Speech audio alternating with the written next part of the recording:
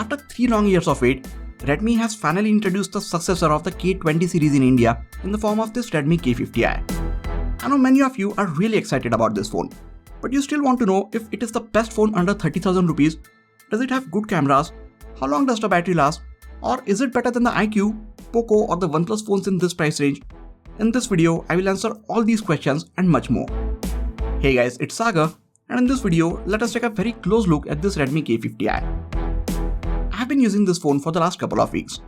Just to be clear, this is not a review unit. I purchased this phone from Amazon on the first day myself. I have also been working on a very detailed camera review about it, which is coming out in the next few days. Since I did not post its unboxing when I got it, here's a quick look at what comes in the box. You get a SIM tray ejection tool, a transparent TPU case, some paperwork, the phone itself, a 67-watt charger, and a USB Type-A to Type-C cable for charging and data transfer. It is available in two variants. 6GB RAM and 128GB storage variant is priced at 25,999 rupees, and the 8GB RAM and 256GB storage variant is priced at 28,999 rupees.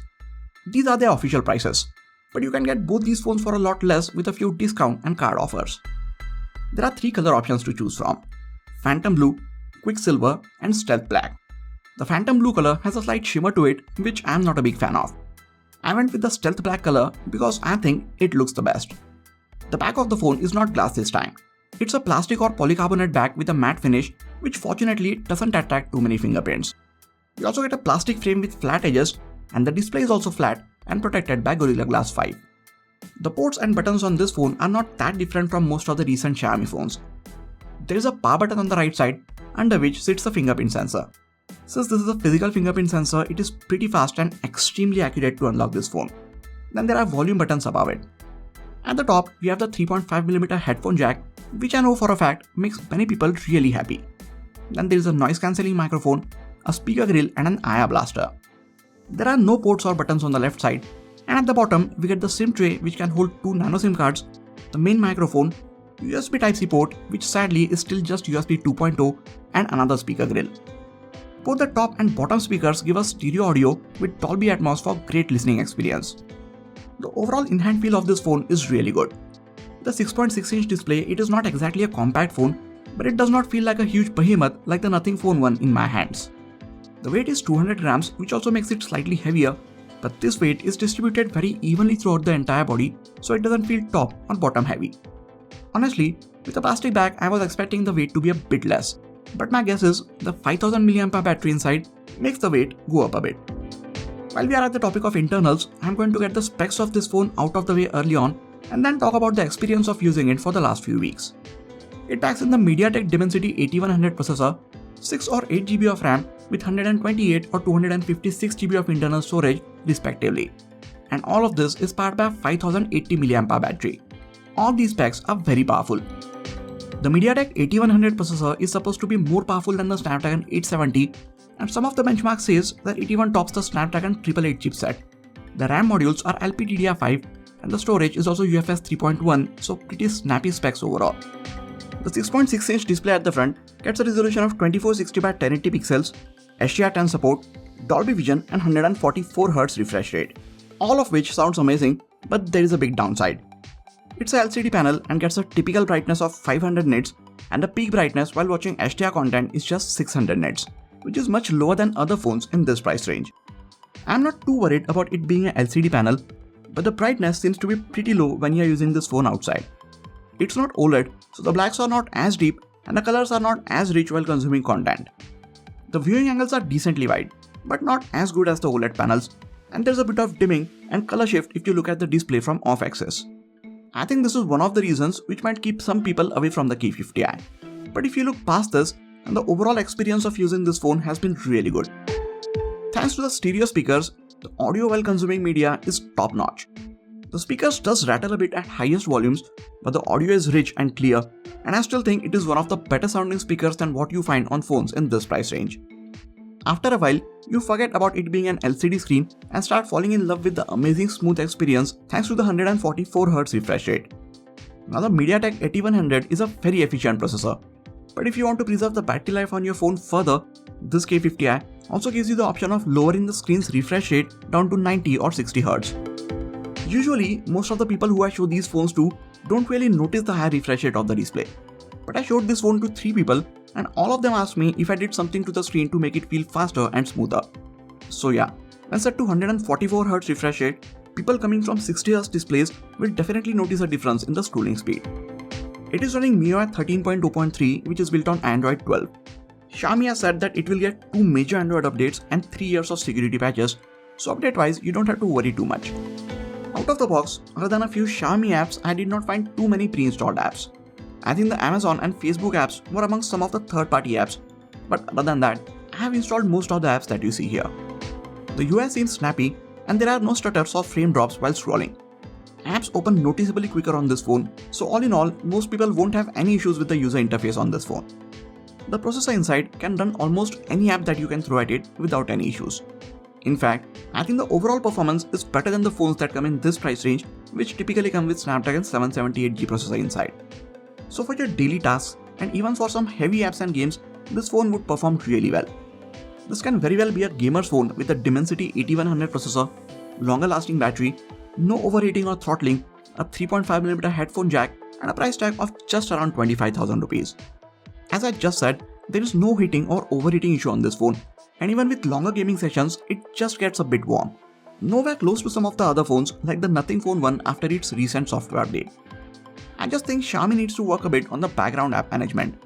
It is too aggressive with killing the apps in the background, so even if you go with 8GB RAM variant, you won't be able to have as many apps open in the background as compared to some of the other phones. That is just how MIUI is designed, and I think it is time that they improve on that. It gets all the essential things like good cellular reception, carrier aggregation, Wi-Fi 6 and Bluetooth 5.3, both of which are very rarely found on phones in this price range, and support for 12 5G bands, so when the 5G networks are finally available, you will be able to take advantage of faster download speeds. One of the few things that I am disappointed with is the Xiaomi's obsession of using USB 2.0 Type-C port at the bottom. I mean, on one side, they go ahead and put Wi-Fi 6 and Bluetooth 5.3, which no one else is putting on the phones in this price range, and on the other side, they are still sticking with the slow data transfer rate port. Hopefully this changes really soon. The other thing which I don't like that much is the weak vibration motor. Redmi has done well to include small haptic feedbacks on some of the recent phones throughout the user interface, but it is not done all that well on this phone. The vibration feedback is not consistent throughout the user interface, and I feel that the vibration motor inside is also on the weaker side. Coming to the cameras. Normally, I have my detailed camera review already up by the time I post these review style videos, but that video is coming very soon after this one goes live. I will hold my detailed analysis and thoughts for that video, and in this video, just brush up on these cameras. There are 3 cameras at the back. Primary one gets a 64MP sensor with f1.9 aperture, then there is an 8MP sensor with f2.2 aperture and a 120° wide angle lens, and finally, there is a truly useless 2MP macro camera with f2.4 aperture. At the front, we get a 16MP sensor with f2.5 aperture. Now, I won't be showing too many camera samples in this video as I want to save most of them for the next video. All I could say is that these are decent cameras at the best. Like with most other phones in this price range, the main camera does all of the heavy lifting and the wide and macro cameras are just for the sake of it. The images look good if there is plenty of light around, but there are some instances when the images don't have as many details as you would expect. Without getting into too many details at this point, all I could say is that the cameras are just average. If you are looking to get a phone with the main purpose of taking good images and videos with it, I would say look at some of the other options in this price range. I have seen this time and time again. MediaTek processors have come very far in terms of their overall performance and efficiency, but the image processing on these processors is still very weak compared to their Snapdragon counterparts. Add to it the Samsung's image sensor, and we don't have good ingredients for great images to begin with. Don't get me wrong, it is not a bad or totally useless set of cameras. Given ample light, you can take good images with it, but don't expect it to be the best cameras on a phone in and around this price range. I will have a lot more to say in my dedicated camera review, so make sure you have your notifications turned on so you don't miss out when that video goes live. The battery backup on this phone is really good. It all comes back to the efficiency and great thermals of the Dimensity 8100 processor, but Redmi also makes sure to pack in a mammoth 5080mAh battery inside, which makes sure that you have plenty of juice even at the end of the heavy day. This easily gives me a day's worth of battery backup even on heavy workload days, and I still have above 30% of the battery still remaining. This is with the 144Hz refresh rate. You can lower the refresh rate down to 90 or even 60Hz to get a lot more usage out of the battery. When it is time to charge it up, The 67-watt charger takes it from 5 to 50% in around 20 minutes and to 100% in 52 minutes. These are my real-life test numbers. Redmi's charging speed claims are a bit faster, but I have not yet encountered those speeds in the last 2 weeks of testing this phone. So all in all, I am really happy with the battery backup and the charging speed of this Redmi K50i. Now there is a lot that this Redmi K50i gets right. It comes with a very good chipset, very fast RAM and storage, so the overall performance is sorted. The build is good and it differentiates itself from other phones in this price range with flat edges and inclusion of 3.5mm headphone jack.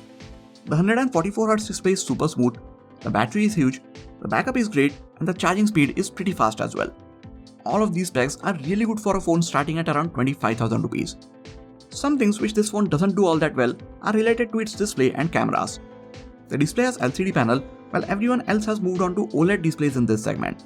So the colors are not as vibrant, blacks are not too deep, and the overall brightness of this display is not the best for outdoor viewing. The cameras, I would say, are average at best. I feel like they should have gone with one of the Sony's image sensor and worked a bit on the image processing pipeline. Other than these two issues, I think the Redmi K50i is a very good overall phone. I think Redmi should have also brought a pro version of this K50i with an AMOLED screen and slightly better set of cameras. I think that one would have sold really well too. The last Redmi K series phones in India were the K20 and K20 Pro, and since this is technically succeeding those, I was also hoping for a slightly better build quality, maybe with a glass back. But this is not a deal breaker. A plastic back also have a few advantages, like the phone is a bit lighter due to it, and there are also less chances of the back shattering into pieces if the phone falls down. So as I said, not a huge deal breaker. If you are looking for a very good performing phone with powerful internals, or if you are a gamer and looking for a phone in this price range which would give you sustained performance for a long time, and if you don't take too many images with your phone, then you can just go with the Redmi K50i and not think twice about it. This is one of those rare phones which you get it with all the offers which are currently going on will give you a very good value for the money that you pay for it. Keep in mind that other phones with this chipset are being priced well above 35,000 rupees, so you're getting a very good deal with this Redmi K50i. So that is all from my side about this phone. I think I have covered most of what you guys should know before buying this Redmi K50i. If you guys have any more questions, or if you feel that I missed something, ask me about it in the comment section and I will be happy to answer all of your questions. What do you guys feel about this Redmi K50i? Do you think it is a true successor of the very popular Redmi K20? Let me know in the comments. And if you guys plan on buying it, then I will really appreciate if you get it from the affiliate links in the description section. That is it for this video guys. Please hit the like button if you enjoyed this video and subscribe to the channel for a lot more quality tech videos like this. You can also check out some of the other videos from this channel. This has been Sagar and I'll catch you guys in the next video. Take care.